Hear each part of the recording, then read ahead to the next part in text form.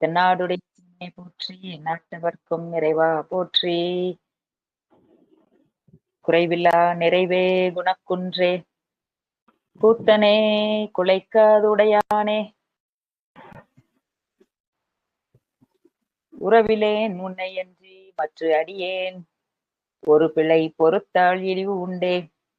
சிறை வண்டார் பொழில் சூழ் திருவாரூர் செம்பொன்னே, திருவாவடுதுறையில் அரவனே, என்னை அஞ்சேல் என்று அருளாய், ஆரெனக்கு உறவு அமரர்கள் ஏறே. சைவத்தின் மேற்சமயம் வேறில்லை, அதில் சார் சிவமாம் தெய்வத்தின் மேல் தெய்வம் இல்லனும், நான்மறை செம்பொருள் வாய்மை வைத்த சீர்திரு தேவாரமும் திருவாசகமும் உய்வை தரச் செய்த நால்வர் பொற்றால் எம் உயிர் துணையே. கருணை திருநோக்கும் நின்முக மண்டலமும் சற்றே முகிழ்த்த குறுமூரலும் தடமார்பலகும் பொற்றாலும் சின்முத்திரையும் நெஞ்சூடு பொறித்து வைப்பாய், செற்றார் புறம் செற்ற தேவே பஞ்சாக்கர தேசிகனே.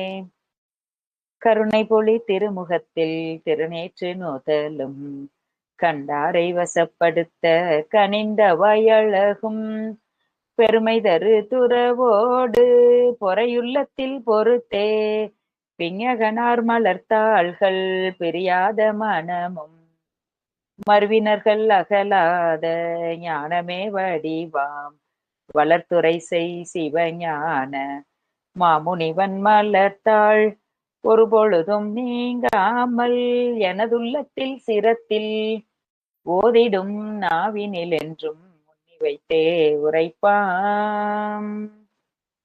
சிற்றம்பலம். எல்லாம் வல்ல அருள்மிகு மீனாட்சி அம்மை உடனாய் உரையும் செந்தமிழ் சொக்கநாத பெருமான் திருவடிகளை நினைந்து போற்றி மகிழ்கின்றேன்.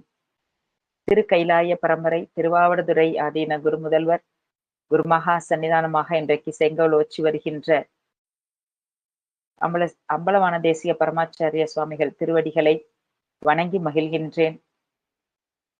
திருவாவடுதுறை வேளம், திருவாவடுதுறை ஆதீன குலதீபம் என்றெல்லாம் போற்றப்படுகின்ற மாதவ சிவஞான சுவாமிகள் திருவடிகளை வணங்கி மகிழ்ந்து, சிவஞான சுவாமிகள் அருளி செய்த நூற்சிந்தனையை தூத்துக்குடி புனிதர் பேரவை அன்பர்கள் அதை சிறமேற்கொண்டு இந்த பதிவினை பதிவு செய்து வருகின்றார்கள். இந்த சிந்தனையை சிந்திப்பதற்கு நமக்கு அழகாக ஒரு களம் அமைத்து கொடுத்திருக்கின்றார்கள். அத்தகைய சான்றோர்களுக்கும் சிவனே செல்வர்களுக்கும் அடியனுடைய பணிவான வணக்கத்தை தெரிவித்து மகிழ்கின்றேன். மாதவ சிவஞான சுவாமிகள் சிறு வயது முதலே கலைஞானமும் சிவஞானமும் பெற்று இருந்த நிலையிலே பல நூல்களை அருளி செய்திருக்கின்றார்கள். நமக்கு சித்தாந்த சாத்திரங்களிலே ஏதேனும் ஒரு ஐயம் இருந்தால் நாம் அங்கே பிரமாண நூலாக சிவஞான சுவாமிகளினுடைய நூல்களைத்தான் பார்க்க வேண்டும். அதனால தான் சாத்திர நூல்களுக்கு ஒரு உரையாணி என்று இவரை சொல்லுகின்றார்கள்.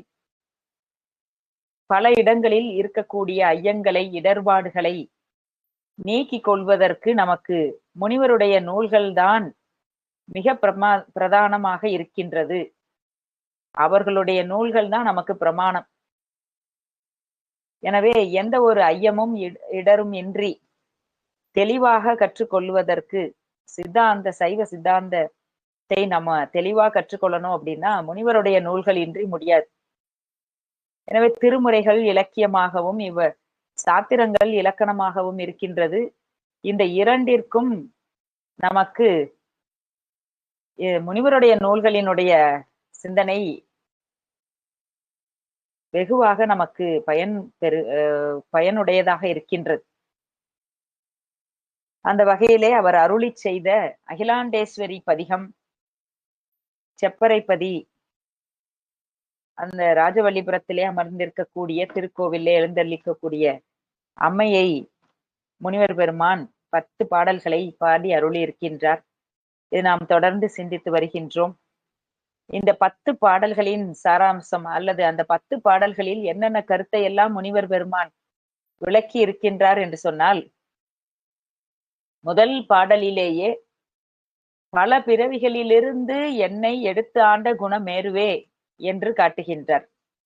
இது எதை காட்டுகின்றது என்று சொன்னால், பல பிறவிகள் கடந்து பல பிறவிகளெல்லாம் உழண்டு அந்த நிறைவாகத்தான் இந்த சைவ சித்தாந்த நெறி என்பது அமைகின்றது. இதை சைவ சித்தாந்த நெறியில் உள்ளவர்கள் ஆழமாக இதை பதிவு செய்து வைத்துக் கொள்ள வேண்டும். இந்த நெறி அமைவது என்பது அரிதான ஒன்று. நேரடியாக ஒரு பிறவியிலோ 2 பிறவியிலோ இது அமைந்து விடாது.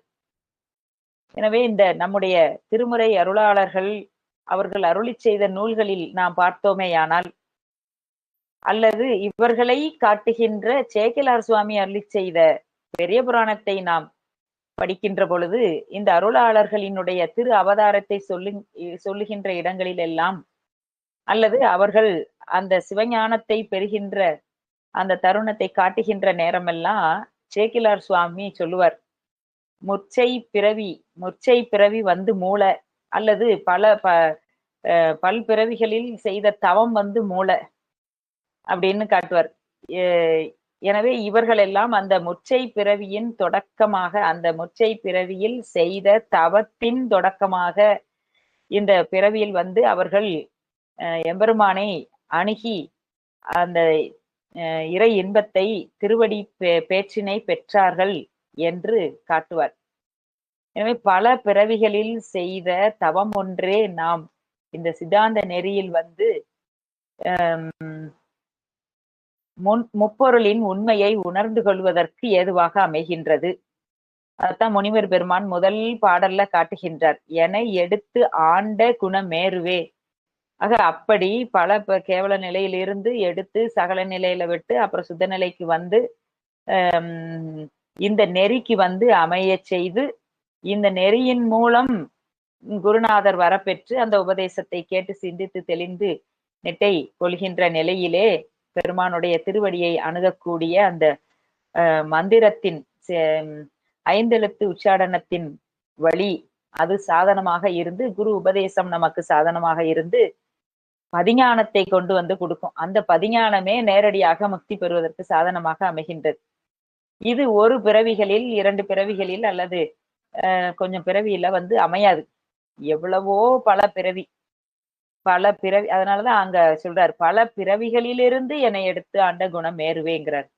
ஆக இந்த பிறவியில் இதையெல்லாம் நாம் கேட்பதற்கோ அல்லது படிப்பதற்கோ சிந்திப்பதற்கோ நமக்கு அமைகின்றது என்று சொன்னால் அது எம்பெருமானுடைய தனி பெரும் கருணை. அதுதான் நம்ம முனிவர் பாடுகின்றது படி வற்றாத கருணை திருநோக்கு. முனிவர் பெருமான் நமக்கு அந்த பஞ்சாக்கர தேசிகரை பாடுகின்ற பொழுது பாடுவாரே, வற்றாத கருணை திருநோக்கு என்று. அந்த வற்றாத கருணை திருநோக்கு என்று சொன்னால் அது எப்பவுமே அந்த கருணைக்கு குறைவு இல்லை. அதத்தான் அங்க நம்ம குறைவில்லா நிறைவே குணக்குன்றே என்று பார்த்தோம். எனவே இந்த தவநெறியை நமக்கு கொடுப்பதற்கு நயனதீக்கை, சமயதீக்கை, அந்த சிவதீக்கை, இப்படி எல்லாம் தீக்கை முறைகளை முறைமையாக கொடுத்து நமக்கு அந்த சிவமாம் தன்மையினை கொடுப்பதற்கு பெருமான் எடுத்து ஆளுகின்றார். அதைத்தான் அங்க வற்றா கருணை திருநோக்கு சொல்றோம். ஆக ஒரு பொழுதும் நம்மிடம் இருந்து இமைப்பொழுதும் என் நெஞ்சில் நீங்காதான் தாழ்வாழ்க என்று மணிவாசகர் சொல்வது போல, ஒவ்வொரு கணப்பொழுதும் எம்பெருமான் நம்மோடு இருக்கின்றார். நம்மை விட்டு ஒரு கணமும் அவர் விலகுவதில்லை. அப்படி இருக்க போய்தான் அவர் இதையெல்லாம் அவரால் முறைமையாக செய்ய முடிகின்றது. இதை முதல் பாடலிலே காட்டி, அப்படி அவர் எடுத்து ஆள்வதற்கு என்ன இருக்க வேண்டும்? இந்த ஆன்மாவிடத்து இருக்கக்கூடிய மலமெல்லாம் நீங்க வேண்டும். அந்த தகுதியை இந்த ஆன்மா பெற வேண்டும். அதனால அந்த 2வது பாடல்ல பேரின்ப வெள்ளத்தில் அசைவற்று இருக்க வைத்தாய், இருள் தொகையெல்லாம் நீக்கி அப்படின்னு அதை காட்டுறார். ஆக இருள் தொகையெல்லாம் அப்படின்னு காட்டுனப்போ அந்த தொகை என்பது ஆணவம், கண்மம், மாயை என்கின்ற மூன்று தொடக்கையும் அந்த மும்மல கொத்தையெல்லாம் நீக்கினான் என்று காட்டுவார். அது போல அந்த மும்மலத்தையும் நீக்கி, அதைத்தான் அங்க இருள் தொகைன்னு சொல்றார்.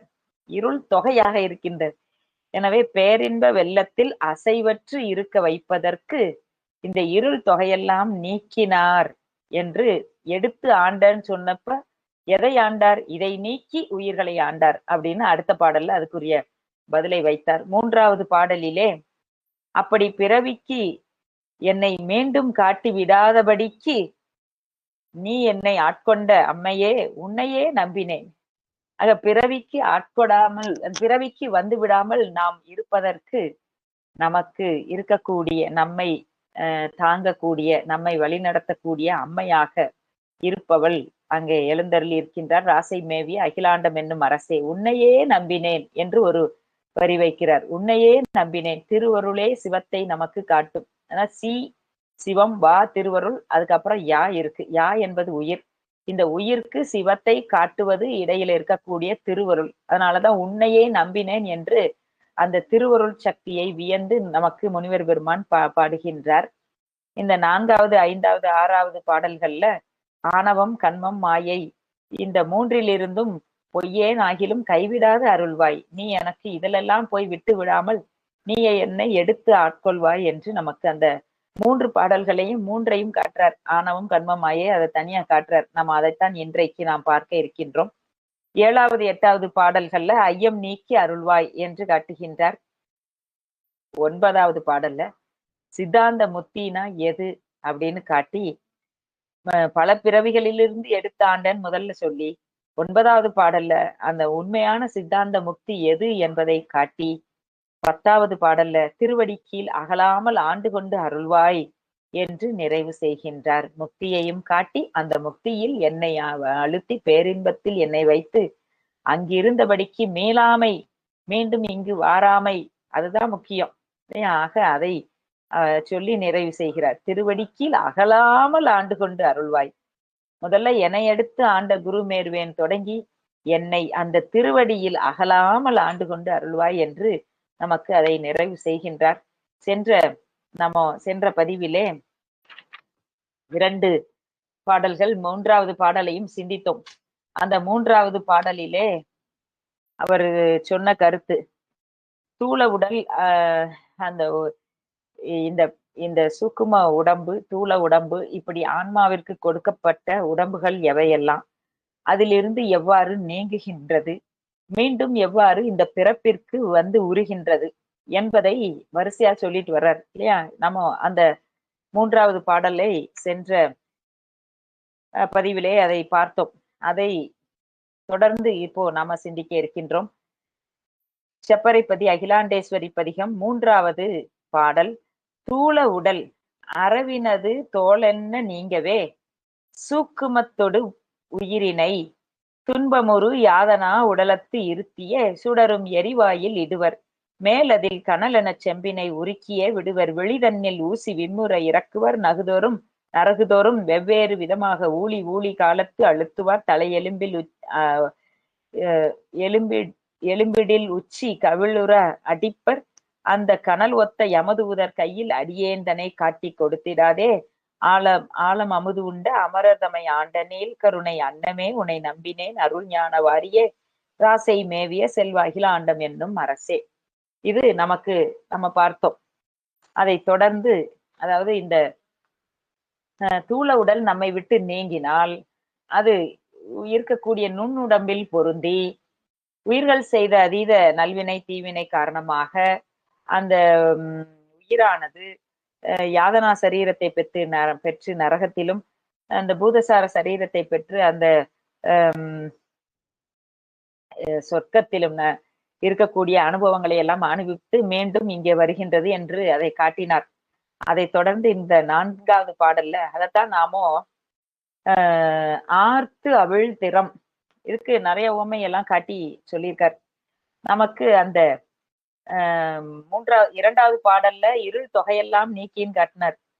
அப்போ அந்த செயல்களுக்கெல்லாம் ஓர் உடலை கூடி பின்பு பிரிந்து அது வேறு உடலை எடுத்து கொள்ளுதலை இங்க நமக்கு கூறுகின்றார் 3வது பாடல்ல. இதனைத்தான் நமக்கு ஞானாமிர்தம் என்கின்ற அந்த செயலிலே, அந்த நூலிலே 5 உவமையை காட்டி இந்த உடலை கூடி பிரிந்து மீண்டும் பிறப்பு எடுப்பது எது போன்றது என்று இங்க இவர் 2 சொல்றார் இல்லையா? அரவினது தோல் உரித்து அது போல அப்படின்னு காட்டுறார். ஆக நமக்கு வாகீச முனிவர் அருளி செய்த ஞானாமிர்தத்துல அவர் அதற்கு 5 உவமையை நமக்கு காட்டுகின்றார். ஒரு செய்தியை சொல்லுவதற்கு ஒரு உவமை அல்லது 2 உவமைகள் அல்லது அதற்கு மேற்பட்ட உவமைகள் காட்டுகின்றார்கள் ஆசிரியர்கள். அப்படி காட்டினால் அது ஒவ்வொன்றுக்கும் ஒவ்வொரு காரணம், அந்த காரணத்தோடு தான் காட்டுவார்கள். இப்ப பல உவமைகளை காட்டி இது இவ்வாறு தெரிந்து கொள்க அப்படின்னு முடிக்க மாட்டாங்க. எத்தனை உவமைகள் காட்டினாலும் அதற்குரிய காரணங்கள் அங்கே நமக்கு சொல்லப்படும்.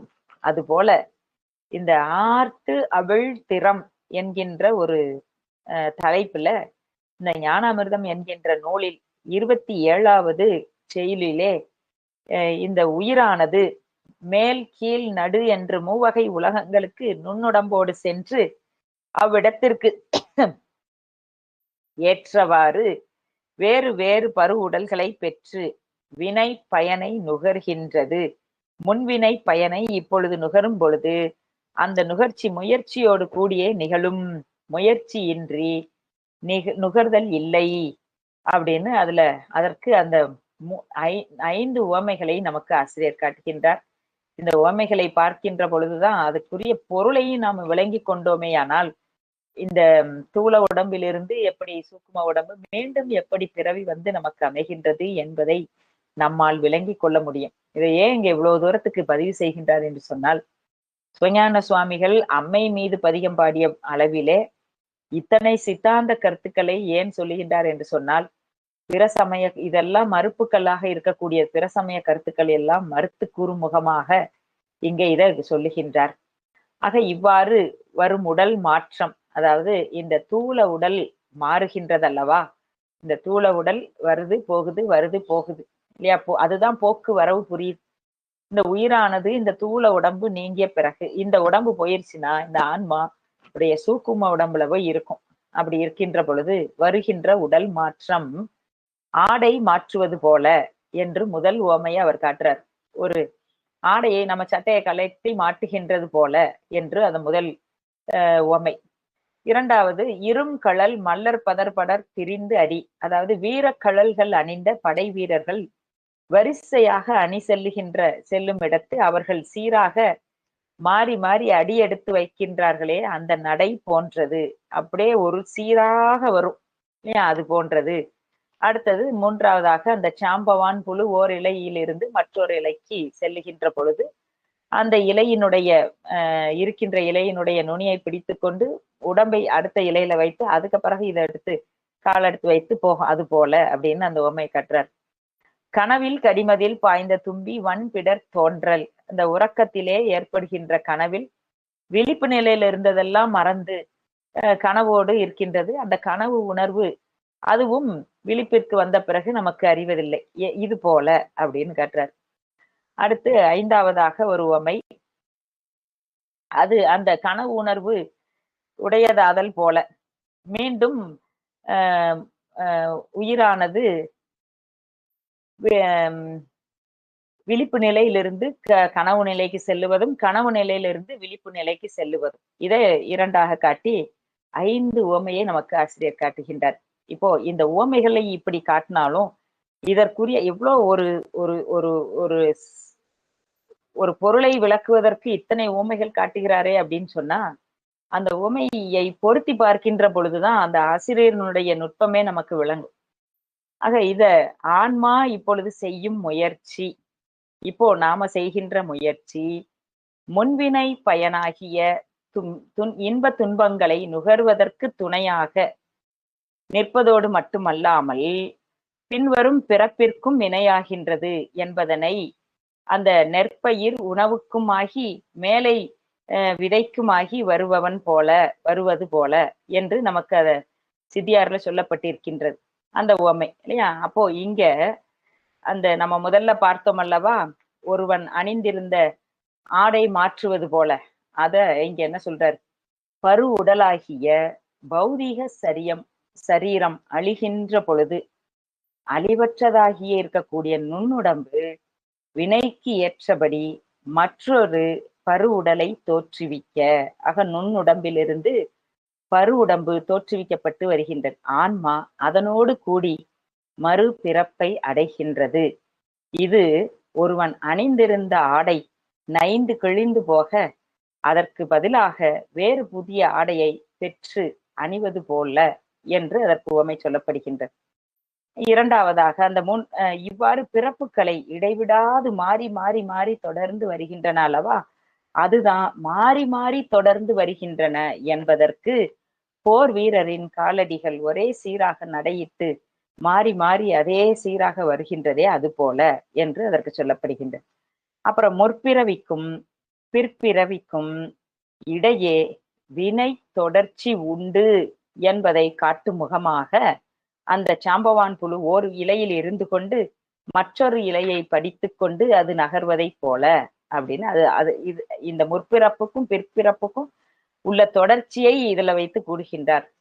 அதுக்கப்புறம் அந்த மறுபிறப்பு அடைந்த உயிர், இதுதான் ரொம்ப மிக முக்கியம், தனது முன்னைய அனுபவங்களை மறந்து வேறு அறிவு உடையதாய் நிற்கும்.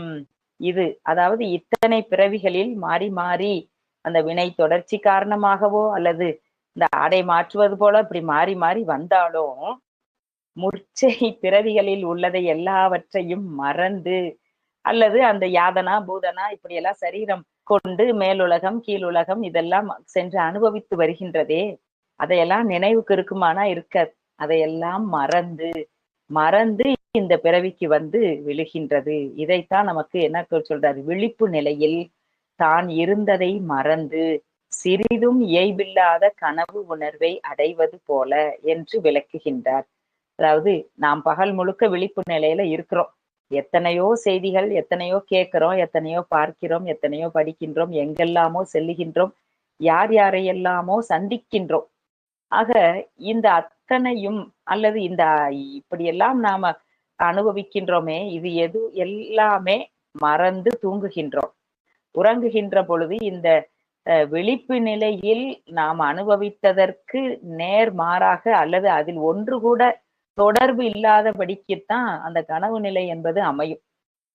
எத்தனையோ செய்திகளை நாம் அறிந்து கொண்டு இருந்தாலும் அத்தனையும் மறந்து தூங்குகின்றது போல அந்த கனவு உணர்வினை அடைவது போல என்று விளக்குகின்றார். இது பரு உடம்பில் நீங்கி, இதுதான் அது எதுக்காக சொல்றதுன்னு நம்ம பார்த்தோம் இல்லையா? மறுபிறப்பு அடைந்த உயிர் தனது முன்னைய அனுபவங்களை மறந்து வேறு அறிவு உடையதாய் நிற்கின்றதே, அதற்கு இதை உண்மையாக நமக்கு காட்டுகின்றார்.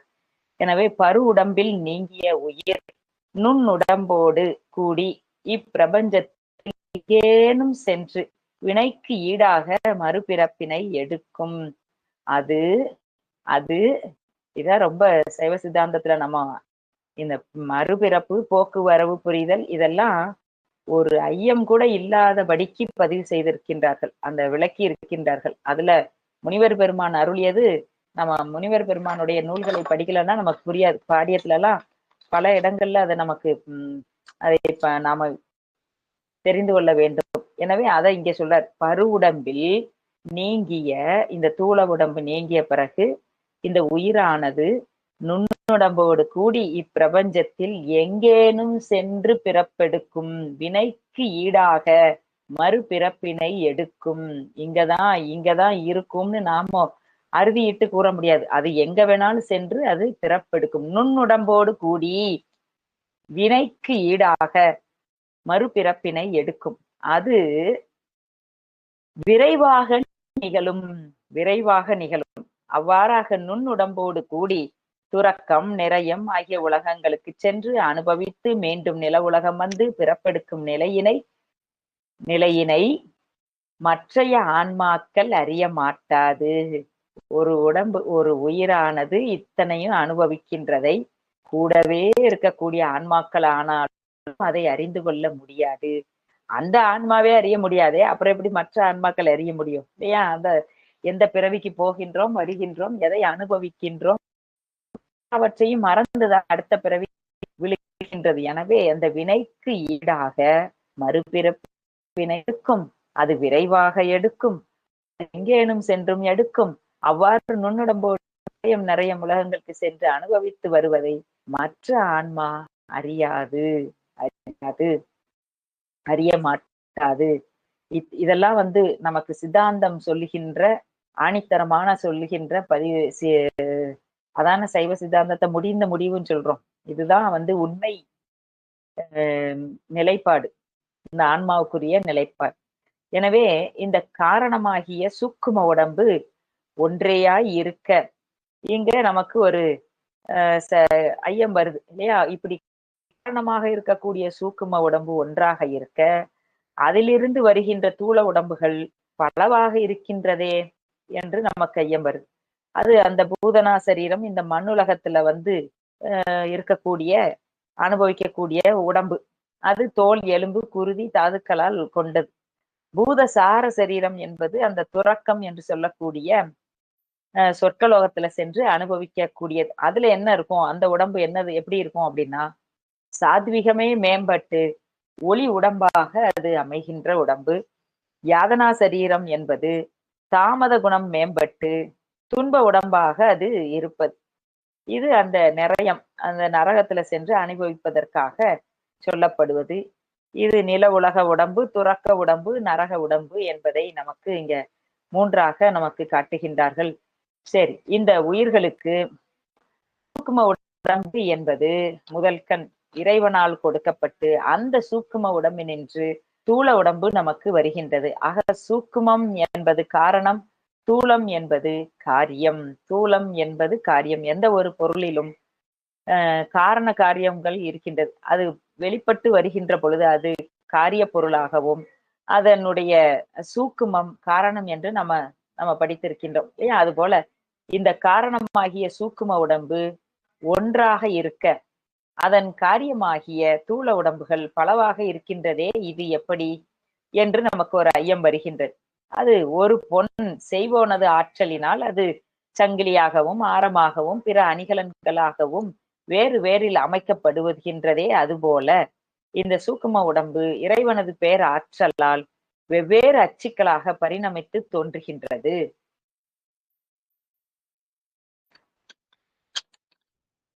அப்படி வருகின்ற பொழுது இறைவன் அந்த பிறப்பு வகைகள் 7 அச்சு 4 வகை அப்படின்னு நமக்கு படிச்சிருக்கோம் இல்லையா? பிறப்பு வகைகள் 7.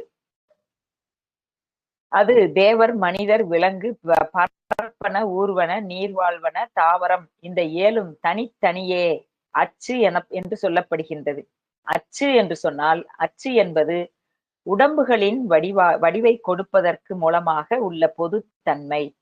உடம்புகளின் வடிவை கொடுப்பதற்கு மூலமாக உள்ள பொதுத்தன்மை, இதுதான் அச்சுன்னு சொல்லப்படுகிறது. இந்த அச்சில் பல பிரிவுகள் மிக பலவாக இருக்கின்றது. அது யோனி எனப்படும். எனவே அச்சு என்பது பிறப்பு வகை. பிறப்பு வகை இந்த வகையில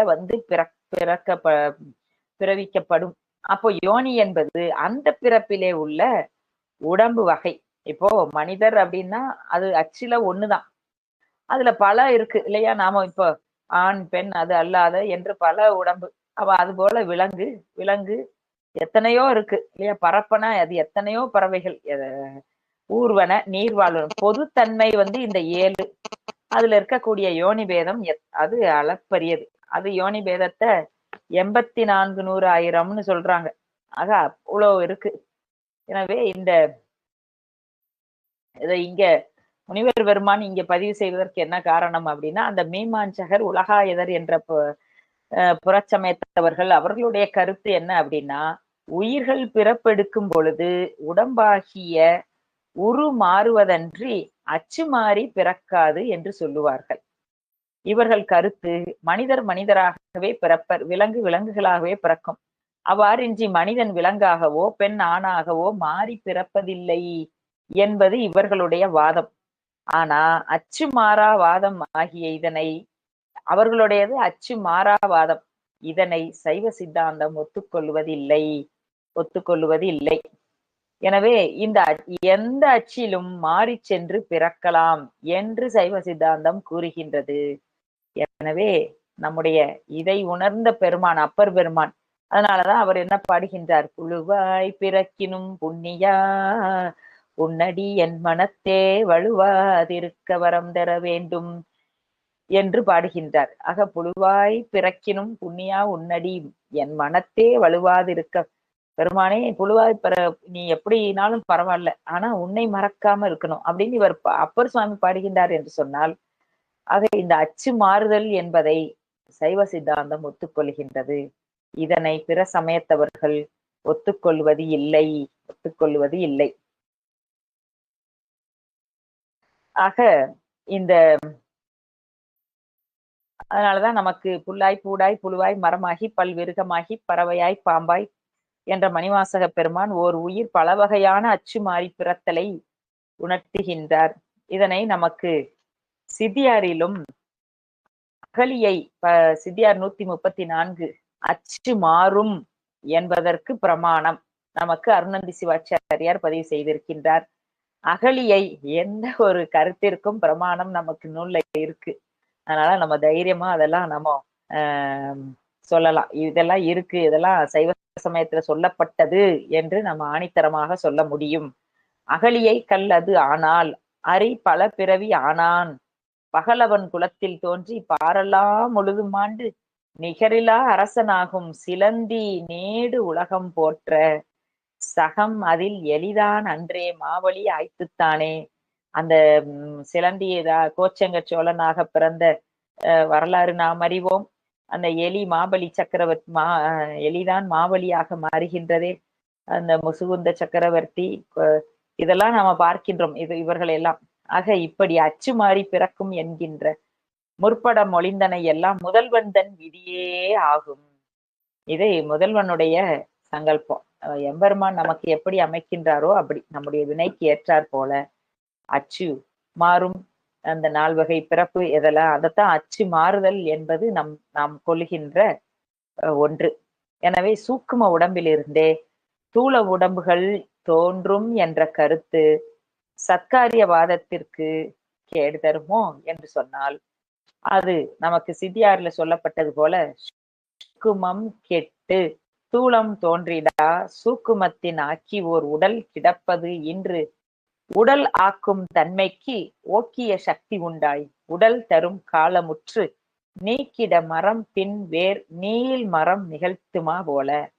அதுல சூக்கும உடம்பிலிருந்து ஸ்தூல உடம்புகள் எப்படி தோன்றுகின்றன என்று சொன்னால், சூக்கும உடம்பு அழிந்த பின்பு ஸ்தூல உடம்புகள் தோன்றுவன அல்ல. சூக்கும உடம்பினுள் ஸ்தூல உடல் கிடந்து பின்பு உண்டாக்கப்பட்டு தோன்றுவனவும் அல்ல. ஆக சூக்கும உடம்பிலிருந்து ஸ்தூல உடம்பு தோன்றுவது எப்படி என்று சொன்னால், மரத்திற்கு இறுதி காலம் வருகின்ற பொழுது அது வெட்டப்படுகின்றது. அதன் பின்பு அம்மரத்தின் வேர் மற்றொரு நீண்ட மரத்தை உண்டாக்குகின்றதே, அதுபோல சூக்கும உடம்பினுள்ள இயல்புடையதாகிய இருக்கக்கூடிய ஓர் ஆற்றல் அந்த தூள உடம்பினை தோற்றுவிக்கின்றது. சூக்கும உடலில் இருக்கும் சூக்கும பூதங்களின் ஆற்றலே ஸ்தூல உடலை தோற்றுவிக்கின்றது என்பதனை இந்த சித்தியார் 128வது பாடல் நமக்கு விளக்கி காட்டுகின்றது. ஆக பொதுவாக நாம் என்ன தெரிந்து கொள்ள வேண்டும் என்று சொன்னால், ஸ்தூல உடம்பிற்கு இப்போ இங்க இருக்கக்கூடிய அதுல நமக்கு சித்தியார்ல 140வது பாடலும் சொல்லப்படுகின்றது. ஸ்தூல உடம்பு நாம் காண்கின்ற இந்த பரு உடம்பு, இதற்கு முதற் காரணம் சூக்கும உடம்பு. சூக்கும உடம்பிற்கு முதல் காரணம் மூல பிரகிருதி. அந்த மூல பிரகிருதிக்கு முதற் காரணம் அசுத்தமாயை. அசுத்தமாயைக்கு முதற் காரணம் மேன்மை உடையதாகிய அந்த சுத்தமாயை. சுத்தமாயைக்கு முதற் காரணம் சக்தியும் சிவமும். எனவே மூல பிரகிருதியை விட அசுத்தமாயை வியாபகம் உடையது, அசுத்தமாயை விட சுத்தமாயை வியாபகம் உடையது.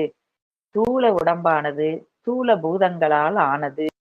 ஸ்தூல பூதத்திற்கு காரணமாக இருப்பது சூக்கும பூதங்கள் எனப்படும் தன்மாத்திரைகள். இந்த ஸ்தூல பூதங்கள் வருவதற்கு காரணமாக இருப்பது தன்மாத்திரைகள். அந்த தன்மாத்திரைகள் சூக்கும உடம்புல இருக்கு. சூக்கும உடம்பு என்பது குறியட்ட காயம் என்று சொல்கின்றோமே, மனம், புத்தி, அகங்காரம், தன்மாத்திரைகள். எனவே அந்த தன்மாத்திரைகள் என்பது பஞ்சபூதம் நம்ம சொல்றோம் இல்லையா, நிலம், நீர், நெருப்பு, காற்று, ஆகாயம். இது எதுல இருந்து வருது? சூக்குமமாக இருக்கக்கூடிய அந்த தன்மாத்திரைகள். நாற்றம், சுவை, ஒளி, ஊறு, ஓசை. நாற்றத்திலிருந்து நிலமும், சுவையிலிருந்து நீரும், நெருப்பிலிருந்து சாரி ஒளியிலிருந்து நெருப்பும், மன்னிக்கணும், நாற்றத்திலிருந்து நிலமும், சுவையிலிருந்து நீரும், ஒளியிலிருந்து நெருப்பும், ஊறு என்று சொல்லக்கூடிய விடயத்திலிருந்து காற்றும், ஓசையிலிருந்து ஆகாசம் என்கின்ற தன்மாத்திரைகளிலிருந்து இந்த பஞ்சபூதங்கள் வருகின்றது. எனவே சூக்கும உடம்பு, தன்மாத்திரை, மனம், புத்தி, அகங்காரம் என்று நாம சொல்லுகின்றோமே கூறாக, இவற்றின் கூறாக இருப்பதனால சூக்கும உடம்பு தூள உடம்புகளுக்கு காரணமாக இருக்கின்றது.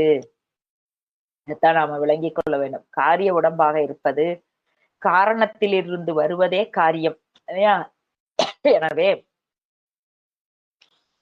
இந்த நுண்ணுடம்பிலிருந்து பருவுடம்பு எப்படி தோற்றுவிக்கப்படுகின்றது என்று சொன்னால், இந்த பருவுடம்பிற்கான காரணங்கள் அங்க சூக்கு உடம்புல இருக்குது. என்ன இருக்குது? இந்த பரு உடம்பு பஞ்சபூதங்களால் ஆனது என்று பார்க்கின்றோம். அந்த பஞ்சபூதங்களுக்கு காரணமாக இருப்பது தன்மாத்திரைகள். அது சூக்கும உடம்புல இருக்கு. அததான் புரியட்ட காயம் என்று நாம் சொல்லுகின்றோம். எனவே சூக்கும உடம்பு தூள உடம்புகளுக்கு காரணமாக இருக்கின்றது என்பது நாம் விளங்கிக் கொள்ள வேண்டும். எப்படி அந்த மரத்தை வெட்டுகின்ற பொழுது அதிலிருந்து வரக்கூடிய சக்தி, அந்த தன்மை உள்ளே இருக்கு, அது மீண்டுமாக ஒரு மரமாக வருகின்றது. அதுபோல ஆக இங்க மூல பிரகிருதியின் காரியமாகிய மனம், புத்தி, அகங்காரம் என்னும் மூன்றும் சூக்கும உடம்பின் கூறு ஆகலின் மூல பிரகிருதி சூக்கும உடம்பிற்கு காரணம் என்று நமக்கு சொல்லப்படுகின்றது. எனவே ஆன்மா இந்த சிவத்தினை சார்ந்த பொழுது சூக்கும உடம்பும் கெட்டு திருவருள் பெற்று திருவருளாகவே நிற்கும் என்று இந்த நமக்கு இந்த செயல்ல பார்த்தோமேயானால், இப்போ இந்த 4வது செயல் பார்த்தோம் இல்லையா? 4வது செம்பூறு களிம்பென அனாதிமல மூழ்கி இருள் சேரும் மல விழிகள் என்னவே தெளிவற்ற கேவலத்து அசைவற்று இருந்த மல சேட்டையால் குளவி குருடத்தம் பிணியினால் உற்றபால் கோலை நோக்க அவைதமை அளிப்பார் என்ன நான் சார் கண்ம மாயை விரும்ப நீ தந்திட சகல நாய் சுழல் கரங்கு பரம் பம்பரம் அதென்ன நீள் பிறவி சுழிக்குள்ளே பட்டு உழல் பெரும் பாவியேன். இப்படி மீண்டும் மீண்டும் மீண்டும் இந்த பிறவி என்பது வினை காரணமாக வருவது, அந்த பிறவியில் மீண்டும் வினை செய்வது, இப்படி ஒரு பம்பரம். அது என்ன? நீள் பிறவி சுழிக்குள்ளே. நீள் பிறவி சுழின்றார். அதை நமக்கு மணிவாசக பெருமானும் பல இடத்துல காட்டுறார். சுழல் கரங்கு எனவே பட்டு உழல் பெரும் பாவியேன். எப்பா இப்படியெல்லாம் தூளம் உடம்பு, நுண்ணு உடம்பு, அந்த உடம்பு, இந்த சரீரம், அந்த பிறவி, இந்த பிறவி என்று ஒரு நீள் சுழற்சிக்குள்ளே சுழண்டு கொண்டு கிடக்கின்றேனே அடியேனை இதுல இருந்தெல்லாம் காத்து பாலான மலமற்று வினையற்று, பாலான இந்த மலமற்று வினையற்று மாயையின் பற்று விட்டு என்னை அறிந்து உன் அம்பொன் அடி நீழல் சேர்ந்து ஆனந்தம் உண்டு. முனிவர் பெருமானுக்கு இதெல்லாம் ஒரு துன்பம் என்று அறிந்ததனால தான் இப்படி பாட முடிகின்றது இல்லையா? ஆக நமக்கு பிறவியெல்லாம் இன்பமா நாம கழித்து கொண்டிருக்கின்றோம். ஆனா முனிவர் அப்படி இல்லை. அதனாலதான் அவரு இப்படி ஒரு வார்த்தையெல்லாம் போட முடிகின்றது. நம்ம முதல்ல பார்த்தோம் இல்லையா? அந்த யாரோட கூட்டி வச்சிடாதங்கிறாரு.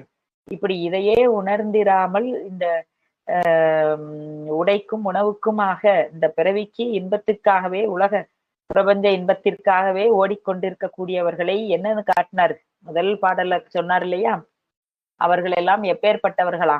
அந்த எலும்பு அசையற்று இருந்த எலும்பினை கடித்து அதிலிருந்து தன்னுடைய வாயிலிருந்து வருகின்ற குருதியை நக்கி பருகும் நாய் போலன்னு சொன்னார். ஆக இது மாதிரியாக நமக்கு இப்படி சொன்னால் கூட நம்மால் அதை பிறவியை துன்பம் என்றே நம்மால் உணர்ந்து கொள்ள முடியவில்லை. இது நோயினே நமக்கு தெரியல.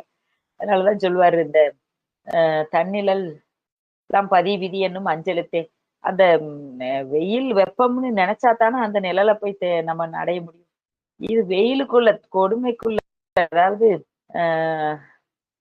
நோய்க்குள்ள இருந்துட்டே நோயின் தெரியாமலே நோய்க்குள்ள இருந்தது, வெப்பத்துக்குள்ள இருந்து கொண்டே வெப்பம் என்று தெரியாதபடிக்கு இருந்து கொள். இது அதை விட கொடுமை, அறியாமை கொடுமை. அந்த அறியாமையில் இருக்கின்றோம் என்று அறியாமல் இருப்பது கொடுமையிலும் கொடுமை. எனவே அதெல்லாம் முனிவர் பெருமான் பார்க்கிறார். அதனால அவர் சொல்றார் பாருங்க, பாழான மலம் அற்று வினை அற்று. இந்த ஆணவ மலம் பாழானது, ஏன்னா அது அனாதியே பத்தி கொண்டு இருக்கு, அனாதியாவே முழு இருளை காட்டுகின்றது. அதோடு தன்னையும் காட்டாது, பிற பொருளையும் காட்டாது, பற்றி கொண்டு இருக்கக்கூடிய அந்த சகச மலம், இருள் மலம், மூல மலம், என்னென்னமோ பேர் அதுக்கு. அப்படியெல்லாம் இருட்பாவை இப்படியெல்லாம் வைக்கிறாங்க.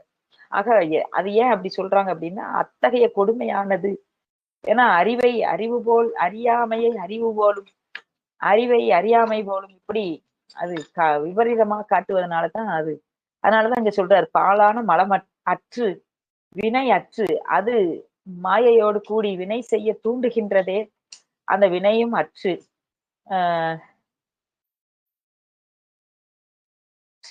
மாயையின் பற்று விட்டு, மாயையின் பற்று விட்டு. இந்த மாயை நமக்கு மயக்கத்தை கொடுப்பது, இந்த பற்றிலிருந்து நீங்குவது என்பது ஒரு பெரிய, அது அரிதான காரியம். அது எம்பெருமானை இந்த பற்றை விட்டுனா அது முடியாது. ஆக நாம விடுன்னா அது மேலும் அதை விட முடியாது. எனவே பெரும்பொருளிடத்தில் பற்று வைத்தால் இந்த சிறு பொருள் பற்று தானாகவே நீங்கிவிடும். ஒரு பெரிய பொருளை பிடிச்சிட்டோம் அப்படின்னா இந்த சிறிய பொருளால உள்ள செய்தி, அதோடைய தாக்கம் நமக்கு இருக்காது இல்லையா? நாம ஒரு பெரியவர்களோடு, அதனாலதான் அந்த பெரியாரை துணைக்கோடல்ங்கிறார். பெரியவர்களோடு துணைக்கோடல், அடியார்கள் கூட பெரியவர்கள் கூட இருந்துட்டோம் அப்படின்னா மற்ற துன்பம் நமக்கு, மற்றவர்களால் ஏனையவர்களால் வருகின்ற துன்பம் நமக்கு குறையும்.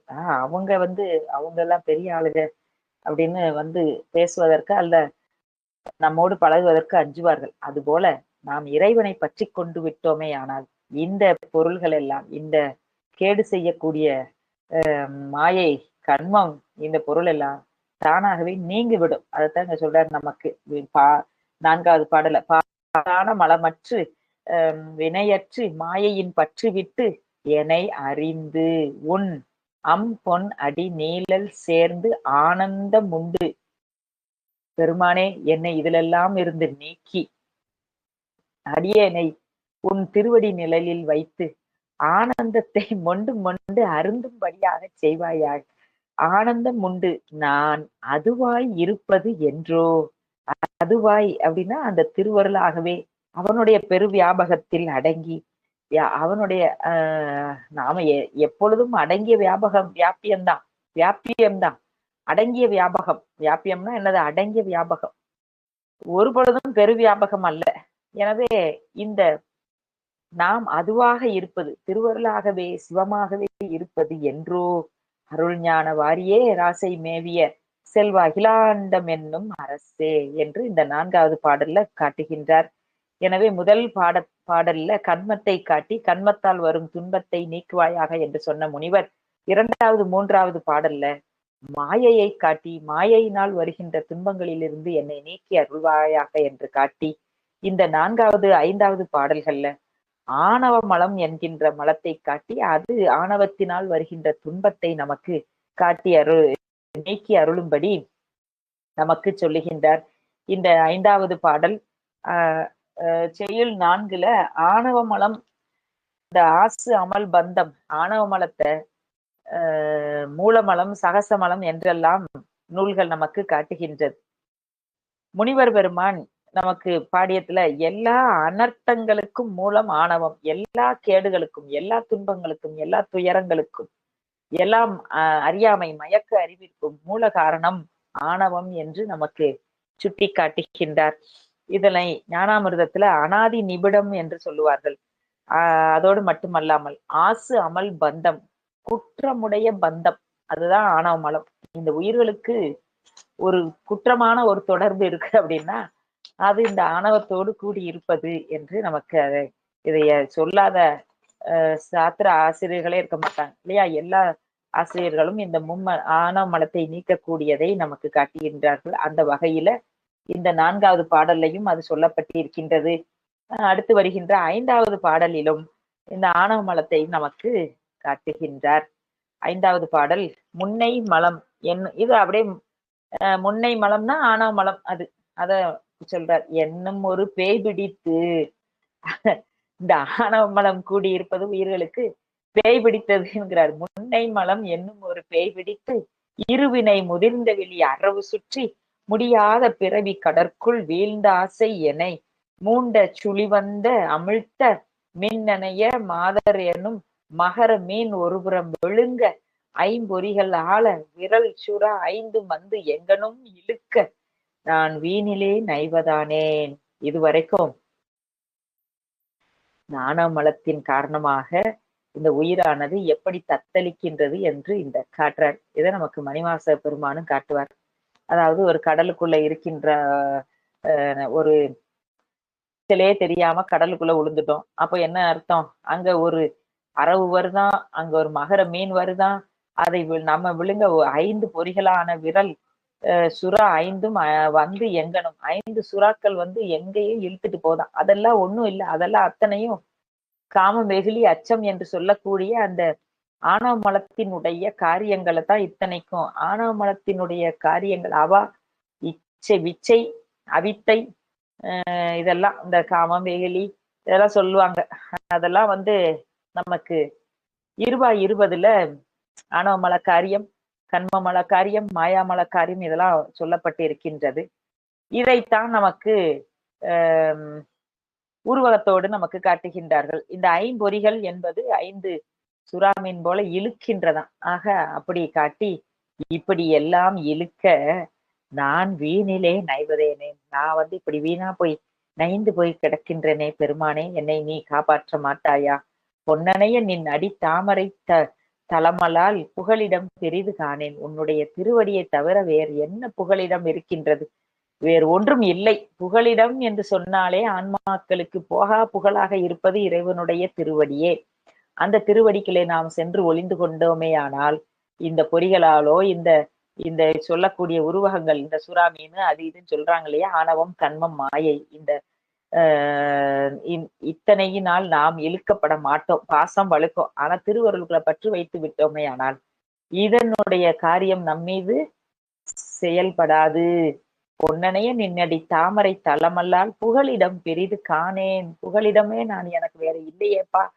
பொய்யனேன் ஆகிலும் கைவிடாது அருள்வாய். நான் பொய்யாக இருந்தாலும் அறியாமையில் கிடந்தாலும் இந்த நாடகத்தால் உன் அடியார் போல் நடித்து அப்படின்னு சொல்றாரு இல்லையா மணிவாசக பெருமான். பொய்யனேன் புகுந்தென்னை, இந்த பொய்யனேனாக இருந்தாலும் நீ வந்து என்னை ஆட்கொள்ள மாட்டாயா என்று நமக்கு பொய்யனேன் ஆகிலும் கைவிடாது அருள்வாய் பெருமானே, நீ என்னை கைவிடாது அருள வேண்டும். ஏனென்றால் உன்னை விட எனக்கு புகலிடம் வேறு இல்லை இல்லை இல்லை என்று நமக்கு முனிவர் பெருமான் காட்டுகின்றார். புவனங்கள் யாவும் ஈன்றி புவனங்கள் யாவையும் ஈன்றி, புவனங்கள் யாவையும் இது நமக்கு சித்தியார்ல சொல்லப்பட்டது. யாவையும் அம்மை ஈண்டு கொடுக்கின்றாள் அப்படின்னு இல்லையா. ஆக ஈன்றி அன்னையே பகிரண்ட முகடெல்லாம் கரை புரண்டு அப்புறம் அலை ததும்பும் அருள் ஞான வாரியே.